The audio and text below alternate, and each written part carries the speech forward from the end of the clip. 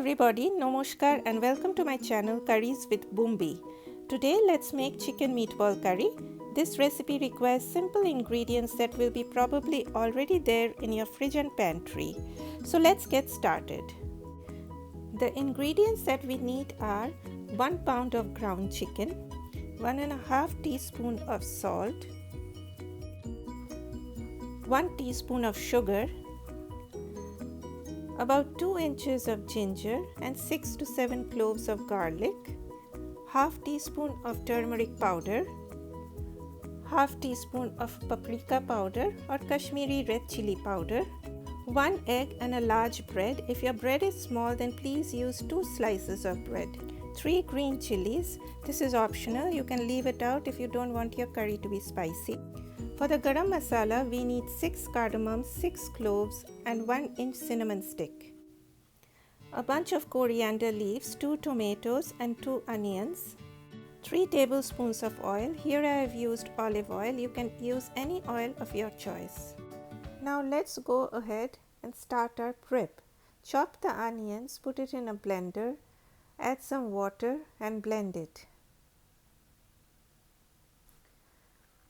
Chop the ginger, put it in a blender along with the cloves of garlic, add some water and blend it.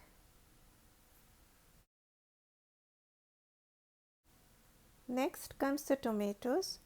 Chop them, put it in a blender and blend them into a fine paste.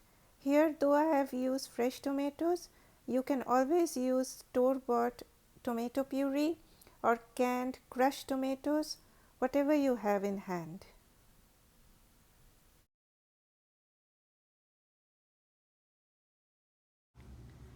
Chop the bunch of coriander leaves. Grind the cardamom, the cloves and the cinnamon stick in your spice grinder.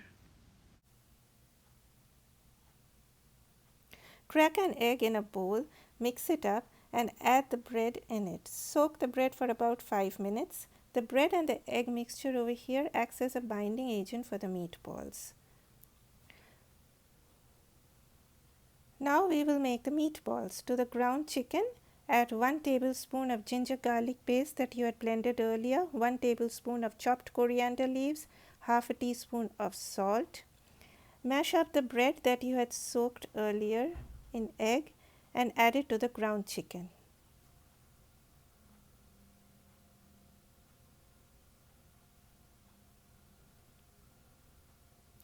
Mix everything very well.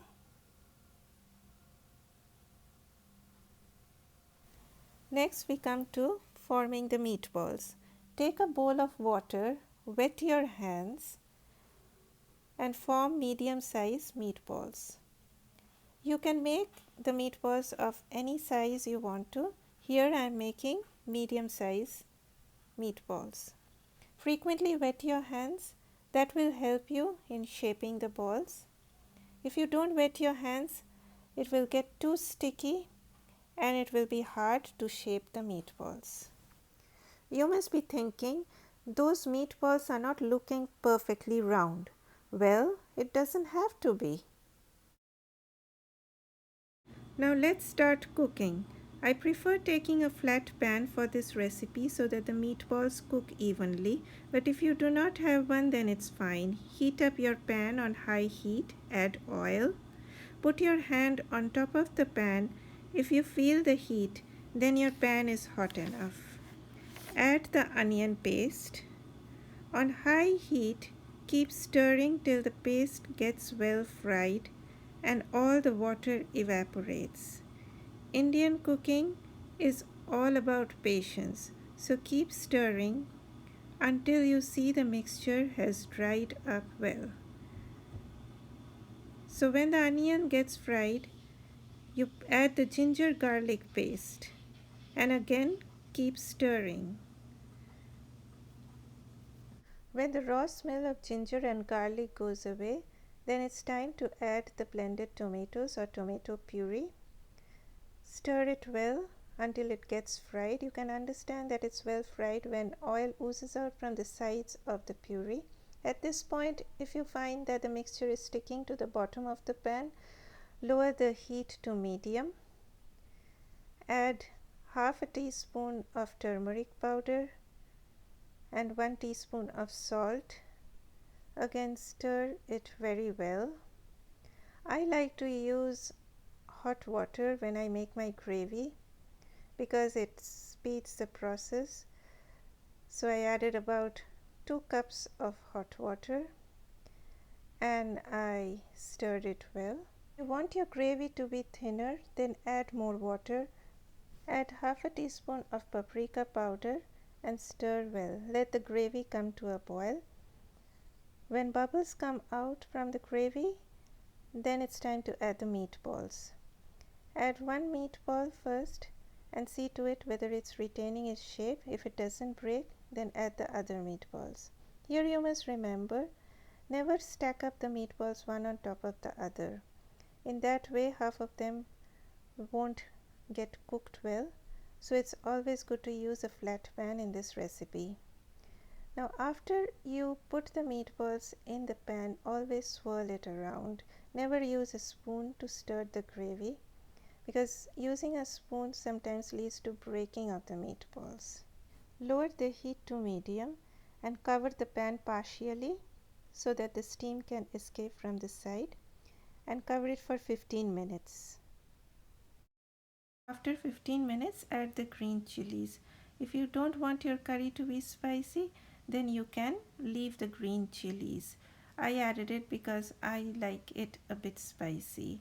So after adding the chilies, I give another swirl of my pan and I cover it for another 5 minutes. After 5 minutes, add 1 teaspoon of sugar. Again, I swirl the pan a little. Add the garam masala powder and the coriander leaves. So after adding the coriander leaves, I give another swirl of my pan so that all the ingredients mix together well, and I cover it and leave it for another 5 minutes. After 5 minutes, with the final swirling of the pan, my chicken meatball curry is done. With such simple ingredients, how easy can that be? And finally, you will get these mouth-watering, delicious, fluffy meatballs that will just melt in your mouth. Serve this with white rice or roti, and you know what? You can even take out the meatballs and make a sandwich the next day for your kids' lunch or for your own lunch. Thanks for watching my video. All the ingredient proportions are given in the description box below. If you like my video, please press the like button, and I will be bringing you many more simple curry recipes like this.